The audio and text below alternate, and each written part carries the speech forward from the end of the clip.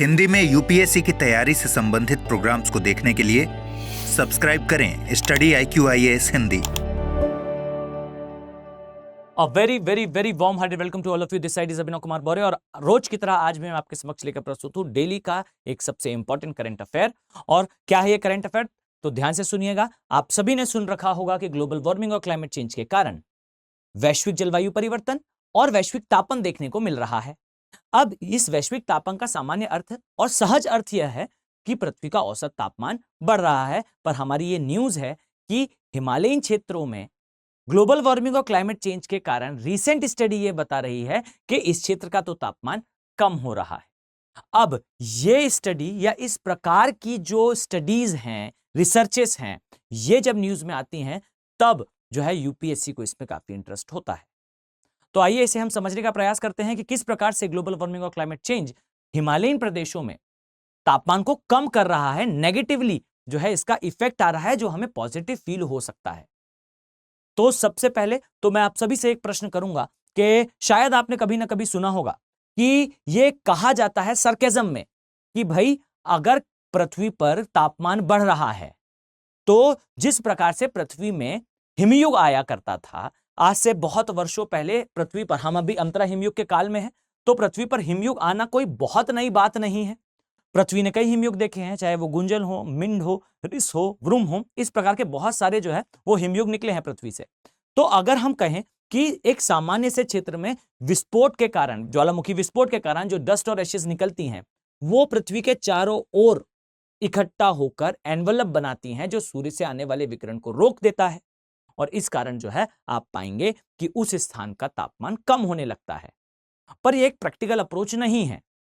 लेकिन अगर मैं आपसे कहूं कि कुछ इसी प्रकार का एक सिनेरियो ये है कि हम एक विनाश यानी कि एक दुर्घटना, एक नेगेटिव चीज से एक पॉजिटिव आउटकम की जो है उम्मीद कर रहे हैं, कैटास्ट्रोफिक जो है हमारा बिहेवियर है। अब इस चीज को समझिए कि ग्लोबल वार्मिंग, क्लाइमेट चेंज से तो तापमान बढ़ना चाहिए। अब हिमालय में तापमान कम क्यों हो रहा है, और क्या इसका अर्थ यह है कि हम हिमालयीन क्षेत्रों में जो हिमनदों का परसेंटेज है, ग्लेशियर्स का परसेंटेज है जो कम हो रहा है, क्या उसे हम इसके माध्यम से जो घटना भी हुई है क्या कम कर सकते हैं? तो आइए हम इसे स्टार्ट करते हैं और समझने का प्रयास करते हैं क्या है ये पूरा सिनेरियो। तो सबसे पहले भाई हिमालयीन क्षेत्रों में ये हो क्या रहा है, तो रिसर्च ये कह रही है कि हिमालयीन क्षेत्र में कैटाबैटिक पवनों के कारण बेसिकली तापमान जो है वो कम हो रहा है, टेम्परेचर जो है वो रिड्यूस हो रहा है। अब हम इन पवनों के बारे में समझेंगे और यह भी समझने का प्रयास करेंगे कि इसका एंड मीन क्या होने वाला है। यानी कि आप यहां देख पाएंगे, मैंने पहले ही डायग्राम में इसे मेंशन कर रखा है। यहां आपको हिमालयीन क्षेत्रों से निकलने वाली प्रमुख नदियां दिखाई देंगी और इन पर इसका पॉजिटिव इंपैक्ट आने की संभावना है। तो आइए हम इसे स्टार्ट करते हैं। सबसे पहले समझने का प्रयास करते हैं भाई कि एग्जैक्टली कैटाबैटिक पवनें होती क्या हैं। तो ध्यान से समझिए, कैटाबैटिक पवनों का अर्थ कुछ नहीं होता, हिमनद अर्थात ग्लेशियर्स के ऊपर से जब कोई पवन निकलती है तो याद रखिए कि वो पवन ठंडी हो जाती है और ठंडी होने पर वो डेंस होती है, भारी होती है, और भारी होकर वो नीचे की तरफ बैठती है, घाटियों की तरफ जाती है और घाटियों का तापमान कम कर देती है। ये एक सहज और सामान्य होने वाली घटना है, ये कैटाबैटिक पवन कहलाती है। लेकिन आने वाले अभी बीते कुछ समय में यह ऑब्जर्व करा गया कि हिमालयीन क्षेत्रों में तो भाई इस पवन की तीव्रता लगातार बढ़ रही है, इसकी इंटेंसिटी तो लगातार बढ़ रही है। अगर मैं आपको यहां दिखाऊं तो पश्चिमी और पूर्वी दोनों ही हिमालयीन प्रदेशों में यह ऑब्जर्व करा गया कि पहाड़ों की चोटियों से जो पवनें नीचे आती हैं इस प्रकार से, यानी कि ऊंचाई बढ़ने के साथ तापमान कम होता है और कम होने के साथ आप पाएंगे कि जो पवनें हैं वो डेंस होती हैं, डेंस होकर वो नीचे की तरफ आती हैं। ये एक सहज घटना है। पर अभी नोटिस ये करा गया कि भाई ये जो पवनें हैं जो ऊपर से नीचे आ रही हैं, ये कैटाबैटिक पवनों की तीव्रता बढ़ रही है। अब क्यों बढ़ रही है, तो रिसर्चर्स का ये कहना है कि भाई तापमान में वृद्धि के कारण हिमनद पिघल रहे हैं। और हिमनद याद रखिएगा, काफी इंटरेस्टिंग है इसे जानना कि हिमनद याद रखिएगा ये सफेद कलर के होते हैं, ये अपने ऊपर पड़ने वाले प्रकाश के अधिकांश भाग को परावर्तित कर देते हैं। अब अगर ये हिमनद पिघलता है तो पानी जो बनेगा वो तो हीट को क्या करेगा, एब्जॉर्ब करेगा। अब ये तो हीट को एब्जॉर्ब करेगा, यानी कि ये हीट रखेगा और इसके पश्चात आप पाएंगे कि जो बर्फ पिघलेगी वो पानी में बदलेगी और पानी भी लगभग उसी डिग्री के सेल्सियस के तापमान का होगा और यहां पर जो पवनें बनेंगी ये उससे ज्यादा ठंडा करेगा एज कंपेयर टू आइस। यानी कि स्नो की बेड के ऊपर अगर उसकी परत पिघल जाती है तो इसके ऊपर से चलने वाली जो पवनें हैं ये और अधिक ठंडी होने लगती हैं। यानी कि स्नो के मेल्ट होने से जो उस स्थान की पवनें हैं वो पवनें आइस के कंपैरिजन में और ज्यादा ठंडी होती हैं और ये ठंडी पवनें, इस चीज को समझिएगा, ये ठंडी पवनें फिर नीचे की तरफ बैठती हैं। अब आप सभी को बेहतर तरीके से पता होगा कि हिमालयन प्रदेशों में पैरेलली बहुत सारी माउंटेन रेंजेस हैं। जैसा आपको यहां दिखाई देगा काराकोरम, लद्दाख, जास्कर, पीर पंजाल।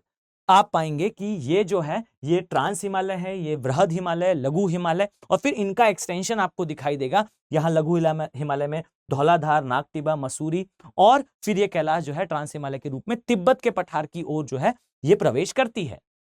अब यहां पैरेलल बहुत सारी माउंटेन रेंजेस हैं। अब भाई अगर मैं आपसे कहूं कि 2010 से अभी तक नियर अबाउट 35% से ज्यादा हिमालयन ग्लेशियर्स में जो है वो कमी देखी गई है। यानी कि 35% से ज्यादा हिमालय में जो ग्लेशियर्स हैं वो सिग्निफिकेंटली मेल्ट हुए हैं और ये हर साल अपनी गति बढ़ा रहा है। अब ये जो कंडीशन है इसे समझिएगा कि यहां पर स्नो मेल्ट हो रही है, स्नो मेल्ट होगी भाई तो इसके बाद जो पानी बनेगा वो पानी यहां की पवनों को काफी ज्यादा ठंडा कर देगा और जब ये ठंडा कर देगा तो वही हमारी कैटाबैटिक पवन, इस प्रकार से अगर मैं आपको दिखाऊं तो ये पवन जो है ये प्रोएक्टिव हो जाएगी और जब ये प्रोएक्टिव हो जाएगी तो नीचे आने पर ये आसपास के क्षेत्र को और भी अधिक ठंडा करेगी। अब ये पवनें, अगर मैं आपसे कहूं जो पवन इस स्थान से नीचे आएगी, याद रखिए ये पवन जो है इस स्थान को और ज्यादा ठंडा करेगी। अब इससे होगा ये कि इस आसपास के पूरे एरिया का तापमान जो है वो कम होता हुआ दिखाई देगा।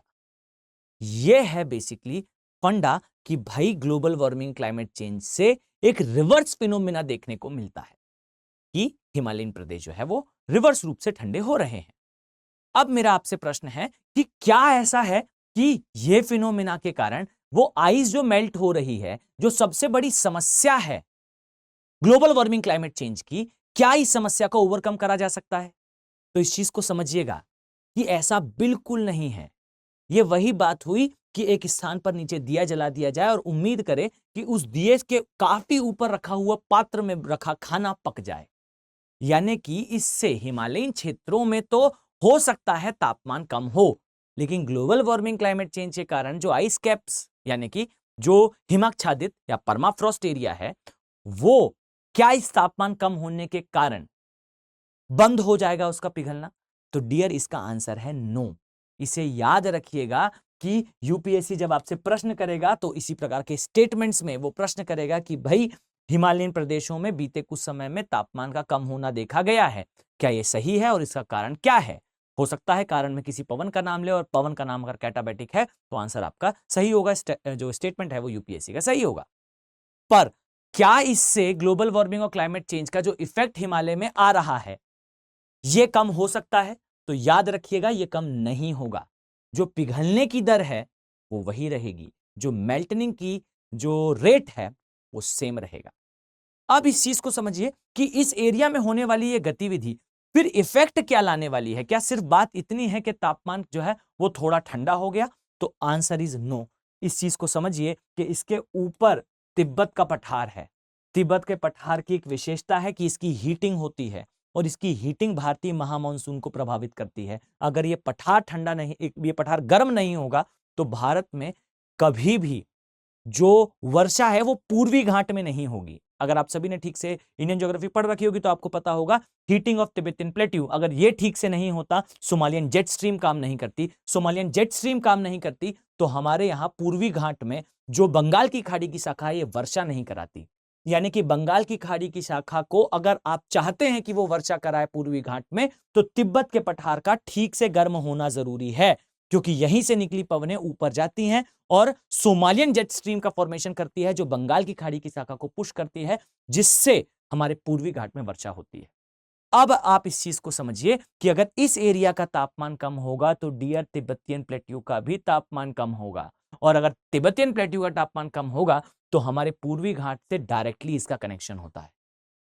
वीक हो जाएगा क्या? वीक हो जाएगा सोमालियन जेट स्ट्रीम, जिससे हमारा बंगाल की खाड़ी का वो मॉनसून जो पूर्वी घाट में पूर्वी घाट में मॉनसून ऋतु में वर्षा कराता है, वो वीक हो जाएगा। यानी कि इसका नेगेटिव इंपैक्ट है, ये याद रखिएगा। सेकेंडली, अगर मैं आपसे कहूं कि ग्रेट इंडियन प्लेन में क्या इफेक्ट आने वाला है, तो देखिए, अगर हिमालयन प्रदेश ठंडे रहते हैं तब भी आप पाएंगे कि मेल्टनिंग तो हो रही है, पानी तो आएगा, और याद रखिए ये पानी जो है इस क्षेत्र की नदियों के द्वारा जो है वो पास होता है। अब इस चीज को समझिएगा कि ये क्षेत्र हिमालयन प्रदेश विश्व की कितनी जनसंख्या को पोषित कर रहा है। तो अगर मैं आपसे कहूं कि 2 बिलियन की पॉपुलेशन नियर अबाउट ये इससे पोषित होती है। 1.3 बिलियन तो हम खुद, 130 करोड़ से ज्यादा हम स्वयं हैं। यहां पे बांग्लादेश दिखाई देगा जिसकी population is greater than population of Russia.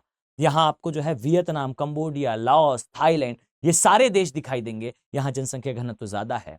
और याद रखिए कि ये सारी जनसंख्या जो है पाकिस्तान को अगर हम मिलाएं तो Sindhu, which is lifeline for Pakistan, आप पाएंगे कि सिंधु जो है वो पास होती है इसी क्षेत्र से, जल निकालती है इसी क्षेत्र से। चाहे यूपी और बिहार के लिए गंगा जल प्राप्त करती है इसी क्षेत्र से। ब्रह्मपुत्रा हो जो बांग्लादेश के लिए लाइफलाइन है, हमारे नॉर्थ ईस्ट के लिए इरावती, सालविन, यहां पर मैंने नाम मेंशन कर रखा है, चाओ फ्राई, मेकोंग, कंबोडिया जाती है ये नदी। विश्व की दूसरी सर्वाधिक बायोडाइवर्स रिवर है। ये सारी नदियां अपना जल डायरेक्टली नहीं तो इनडायरेक्टली प्राप्त जरूर करती हैं हिमालय से। विश्व की 13 सबसे बड़ी जो नदियां हैं, विश्व की 13 प्रमुख नदियां आप कह सकते हैं, कुल मिला के भारतीय उपमहाद्वीप की महत्वपूर्ण नदियां, ये सारी आती हैं हिमालय से। और अगर हिमालय में यहां पर तापमान कम होगा तो याद रखिए कि इसका डायरेक्टली इंपैक्ट इन नदियों में देखने को मिलेगा। तापमान कम होने का अर्थ बिल्कुल ये नहीं है कि आइस कैप्स जो है वो मेल्ट नहीं हो रहे, मेल्ट हो रहे हैं। और इवन इन विंड के डायरेक्शन के कारण, इस कैटाबेटिक विंड के डायरेक्शन के कारण समझिएगा कि इन नदियों के अंदर जो जल का स्तर है, भले ही ये डायरेक्टली चेंज ना हो, लेकिन प्रॉब्लम ये है कि ये जो विंड हैं, जब ये आसपास के एरिया का तापमान काफी कम कर देती हैं तो यहां एग्रीकल्चरल एक्टिविटी का पैटर्न चेंज होता है, एनिमल हस्बेंड्री का पैटर्न चेंज होता है, जो रिसोर्सेस हैं उनको कंज्यूम करने का पैटर्न चेंज होता है, और उसमें से एक महत्वपूर्ण रिसोर्स जो है वो नदियां होती हैं। अब नदियों के रिवर वाटर का, यानी कि नदियों के जल का जो कंजम्पशन है, इसका पैटर्न चेंज होगा। इसमें अलग अलग स्थान पर आप पाएंगे कि नदियों पर जो डैम्स हैं उसकी रिक्वायरमेंट या तो कम होगी, जो इनसिग्निफिकेंट हो जाएगा फिर जो बना हुआ डैम है, और नहीं तो कहीं पर डिमांड बढ़ेगी। यानी कि यहां पे जल स्तर का जो है वो भले ही चेंजेस देखने ना मिले, लेकिन इसके कंजम्पशन में, पैटर्न में चेंजेस जरूर आएंगे। अब यह हुआ इस बारे में चर्चा कि भाई एग्जैक्टली कैटाबेटिक जो विंड हैं वो किस प्रकार से जो है वो हिमालयन प्रदेशों को प्रभावित करती हैं। अब मैं आपसे अगर पूछूं और आपसे अगर मैं एडवाइस लूं कि भाई इसे हम पॉजिटिव माने या नेगेटिव माने, तो आई थिंक मेरे एक्सप्लेनेशन के बाद आपके दिमाग में सवाल जरूर जनरेट हो रहा होगा या ये थॉट जरूर जनरेट हो रहा होगा कि ये एक नेगेटिव चीज है। पर ये याद रखिए कि ये नेगेटिव तो है, बट एक नेगेटिव इंपैक्ट का एक स्मॉल पॉजिटिव डायरेक्शन हो सकता है कि हिमालयन प्रदेशों में कुछ स्थानों पर तापमान कम है। मैं यहां पर आपका ध्यान इस बात पर केंद्रित करना चाहता हूं कि याद रखिएगा कि हमारे हिमालय के पश्चिमी और पूर्वी दोनों भाग में इसका प्रभाव समान नहीं है। यह प्रभाव ज्यादा पश्चिमी भाग में दिखाई देता है, और इसका कारण यह है कि पश्चिमी भाग जो है वो कोल्ड डेजर्ट है। मैं मानकर चलता हूं कि आपके लिए ये जो इंफॉर्मेशन है ये काफी इंपॉर्टेंट रही होगी, और समझिएगा कि यूपीएससी को इसी प्रकार के करंट अफेयर में काफी इंटरेस्ट है। आप सिर्फ एक सिंगल गूगल सर्च दूर हैं। मैं जो आपको ये एक्सप्लेन कर रहा हूं, इससे मिलते जुलते करंट अफेयर जो रहे हों आप उसे प्रीवियस ईयर में देख सकते हैं यूपीएससी के प्रिलिमिनरी एग्जामिनेशन में। तो आई थिंक आपके लिए काफी इंफॉर्मेटिव रहा होगा। अगर आपको ऐसा लगता है कि ये आपके लिए इंफॉर्मेटिव है तो आप इसे थोड़ा सा पुश करें, थोड़ा सा इसे शेयर करें। इस प्रकार के करंट अफेयर जो एक्चुअली में यूपीएससी में आया करते हैं, अगर आप इसे थोड़ा सा पुश करेंगे तो डेफिनेटली मैं आप तक इसी प्रकार का 24 कैरेट प्योर यूपीएससी का करंट अफेयर लेकर प्रस्तुत होता रहूंगा। तो नेक्स्ट वीडियो में मिलने से पहले आप सभी को एक इंपॉर्टेंट अपडेट है भाई, कि अगर आप एक्चुअल में यूपीएससी की तैयारी कर रहे हैं और अपने फर्स्ट अटेम्प्ट में इसे क्वालिफाई करना चाहते हैं तो स्टडी IQ के P2I बैचेस जो हैं वो स्टार्ट हो चुके हैं। और जो P2I बैच आपको अभी देखने को मिलेगा ये 13th ऑफ दिसंबर से, माफ कीजिएगा, ये स्टार्ट हो रहा है। और अगर आप इसे ज्वाइन नहीं कर पाए थे तो अब नेक्स्ट जो बैच है ये 24th से जो है वो 23rd से जो है वो स्टार्ट हो जाएगा। ये इवनिंग का बैच है, ठीक है। अब इस बैच में अगर आप पार्टिसिपेट करना चाहते हैं तो आप सभी को जो है वो स्टडी IQ की ऑफिशियल वेबसाइट में विजिट करना है, वहां से इस बैच को प्रिवेल करना है। और ये भी याद रखिए कि इन बैचेस में अगर आप एडमिशन लेना चाहते हैं तो उसका कॉस्ट आपको ये पे करना पड़ेगा, जो कि आपको वेबसाइट में थोड़ा ज्यादा दिख रहा होगा after even applying the coupon codes also.